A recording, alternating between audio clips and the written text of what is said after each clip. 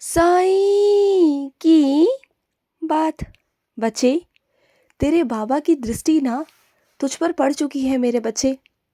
यूं ही नहीं पड़ती मेरी दृष्टि, हर किसी पर यूं ही नहीं पड़ती मेरे बच्चे।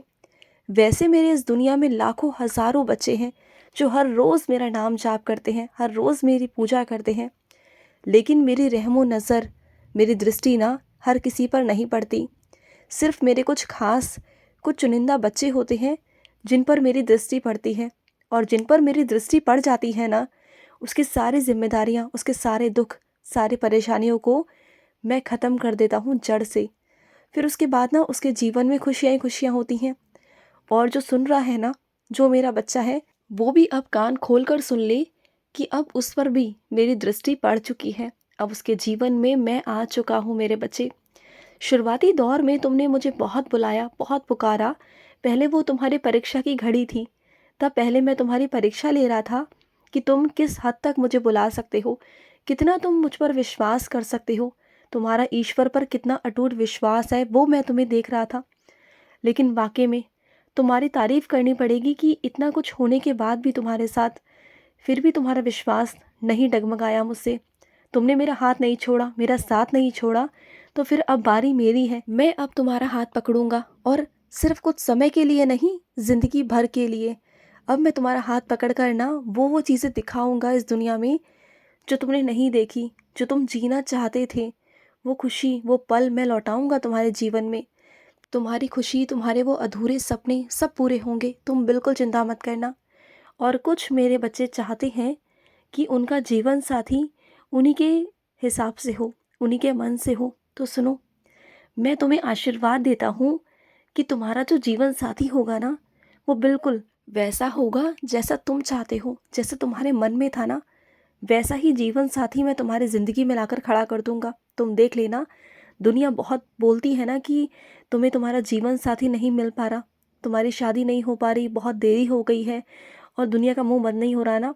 लेकिन देखना, ऐसा लीला होगी ना तुम्हारी ज़िंदगी में, ऐसी लीला होगी कि तुम भी आश्चर्यचकित रह जाओगे।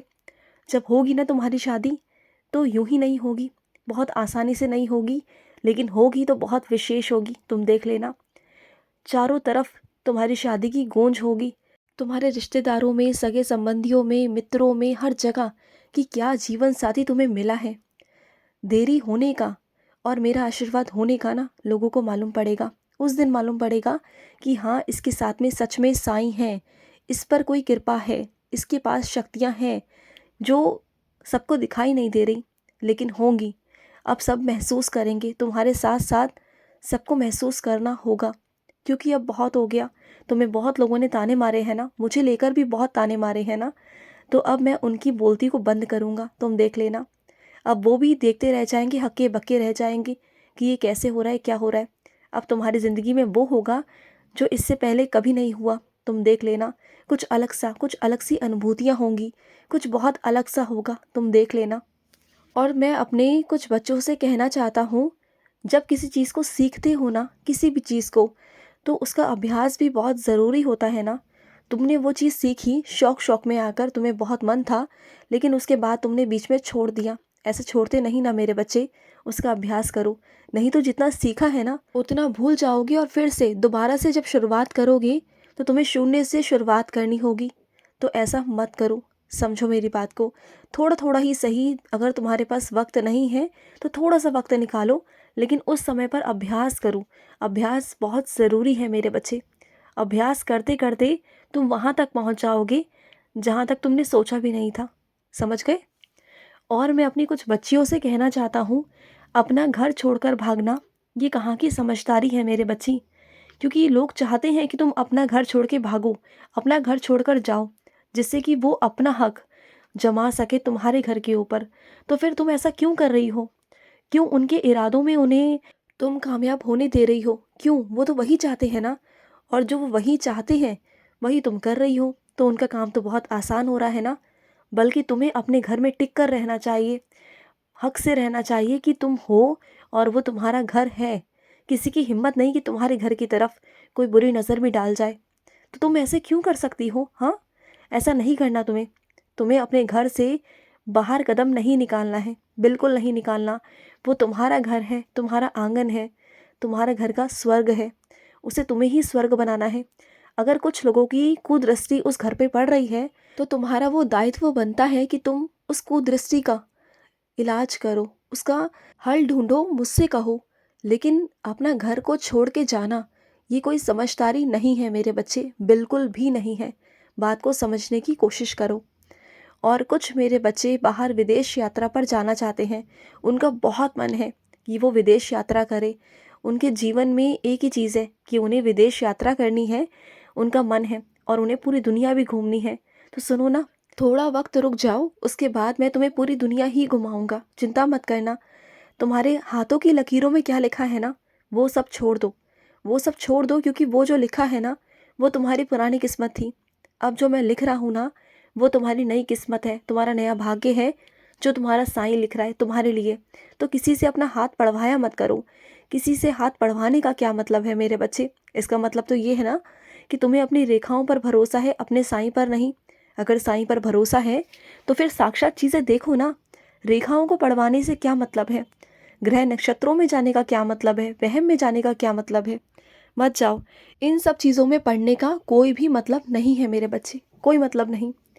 और सुनो मेरे बच्चे, तुमने जो बहुत सारे मेरे सूखे फूल, नारियल और धूप बत्ती, अगरबत्ती का जो भी सामान इकट्ठा करके रखा हुआ है ना, जिसे तुम इस्तेमाल नहीं कर रहे हो अपने मंदिर के अंदर, उन्हें इकट्ठा कर कर किसी मंदिर में रखा हो मेरे बच्चे। ध्यान रखो कि वो किसी के पाँव में ना आए। कोशिश करो कि वो कभी किसी के पाँव में ना आए मेरे बच्चे, कोशिश किया करो। और तुमने जो अपने प्रवेश द्वार पर मेरी उदी टांगी हुई है ना, मेरी उदी तुमने रखी है। और कई मेरे बच्चे तो ऐसे हैं जो रोज़ अपनी चौखट के ऊपर ना मेरी उदी का टीका लगाते हैं, ये बोल कर कि साईं इस घर के अंदर कोई अला बला ना आए, ये घर आपका है। तो हाँ मेरे बच्चे, तुम चाहे कहो या ना कहो, वो घर मेरा ही है मेरे बच्चे। और अपने घर में मैं कैसे कोई बुरी बला या बुरी चीज़ें, नकारात्मक चीज़ें बुलाऊंगा? बोलो। तुम्हारे घर में जितने भी लोग आते हैं ना, या फिर तुम्हारे आस पास के कोई रिश्तेदार ऐसे हैं जो तुमसे ईर्ष्या करते हैं, बहुत सारी तुम्हारे बारे में घृणा रखते हैं, बहुत सारे अंदर चीज़ें ऐसी रखते हैं, कड़वाहट रखते हैं ना, तो जब भी वो तुम्हारे घर के अंदर घुसते हैं ना, किसी बुरी नज़र से या बुरी चीज़ों से या बुरे तरीक़ों से, तो वो तुम्हारे कदम रखते ही ना, तुम्हारे घर के अंदर कदम रखते ही ना, उनकी बुद्धि ही पलट जाती है। क्योंकि तुम्हारे घर में तो मैं बैठा हूँ, और तुम्हारे घर में कोई बुरी नीयत से आए, बुरी चीज़ों से आए, बुरे कुछ तरीके सोच कर आए ना, तो वो चाह कर भी तुम्हारे घर में कुछ नहीं कर पाता। क्योंकि जहाँ मैं विराजित होता हूँ ना, वहाँ किसी की कोई हिम्मत नहीं, और ना कोई औकात, ना कोई हैसियत कि जो तुम्हारे घर में कोई कुछ बुरा करके चला जाए। उसकी बुद्धि को मैं ऐसा पलट देता हूँ ना कि वो करने कुछ और आता है, लेकिन वो चुपचाप वहाँ से निकल जाता है। सुनो, देखो, 24 घंटे बैठकर मनोरंजन करना, किसी चीज़ में खेलना या कुछ देखना, ये कोई समझदारी नहीं है मेरे बच्चे। मनोरंजन की चीज़ें तब बनाई गई हैं जब तुम खाली हो, जब तुम्हारे पास कोई काम ना हो। लेकिन कहीं ना कहीं कोई ना कोई तुम्हारा काम अटका हुआ होता है। कहीं तुम्हारे काम ऐसे हैं जो बहुत दिनों से अटके हुए हैं, जो तुम बिल्कुल नहीं कर रहे हो, जो रुके हुए हैं। तो उन कामों को करो ना। बैठकर मनोरंजन करने से कुछ नहीं होगा मेरे बच्चे। ये जो तरीका है ना तुम्हारा मन को बहलाने का तरीका, मन को बहलाओ, लेकिन मनोरंजन करके नहीं, मन को बहलाओ अपना काम कर कर। काम करने से ही ना समस्याओं का हल मिलेगा। यूँ बैठकर मनोरंजन कर कर अपने मन को बहला कर ये समस्या का हल नहीं है मेरे बच्चे। नहीं तो सोचते रह जाओगे, चीज़ें और वक्त तुम्हारे हाथ से निकल जाएगा।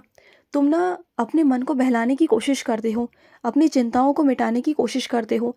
चिंताओं को मिटाने का ये सही तरीका नहीं है। सही तरीका है कि काम करो, मेहनत करने की कोशिश करो, होगा, सब होगा। और सुनो, आज मेरे आगे 9 अगरबत्ती जलाना, ठीक है? खुश रहो। आज का मध्याह्न साई संदेश समाप्त हुआ।